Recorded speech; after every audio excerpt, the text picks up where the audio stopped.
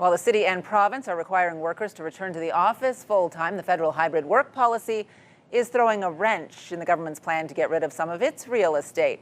While it wants to offload half of its office buildings, it turns out with public servants working in person at least 3 days a week, that may not be possible. CTV's Griffin is here with more on this. Katie. Well, Patricia, the government says that the original goal of a 50% reduction remains ambitious. It's still working towards it, but some wonder if it can be done at all.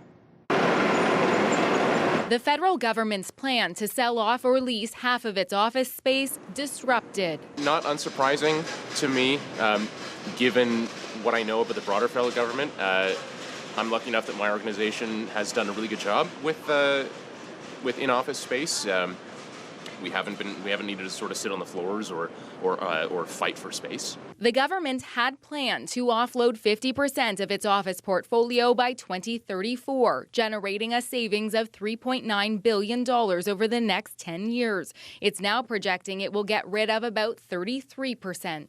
It's a work in progress, but at this stage, we're still focused on the objective we've set ourselves to save significant sums of money by reducing office space. Public Services and Procurement Canada says changes in hybrid work, the requirements for employees to be in the office at least 3 days a week, along with growth in the public service, means they need more office space. We have been worried for months, if not years, that there hasn't been a clear accommodation strategy and that the math equation of the growth in the public service and the amount of office space and usable office space that the feds have don't align. The Ottawa Board of Trade wants to see a workforce strategy that creates certainty for businesses while allowing unused office space to be utilized. That will unlock the assets that need to go out to market that can hopefully be turned into affordable housing and placemaking, like cultural institutions, so that we can get more people downtown and make a vibrant downtown, which is really a downtown that's operating 24/7 and doesn't shut down at 5 p.m. In a statement, the president of the Public Service Alliance of Canada says the irony would be comical if it weren't tragic. We've made it clear for years that remote work would save the government billions of dollars.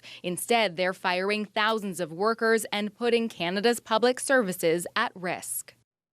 Public Services and Procurement Canada says it's still working to hit the target by having federal departments and agencies share office space, speeding up the disposal of surplus assets, and reviewing space allocation and funding models.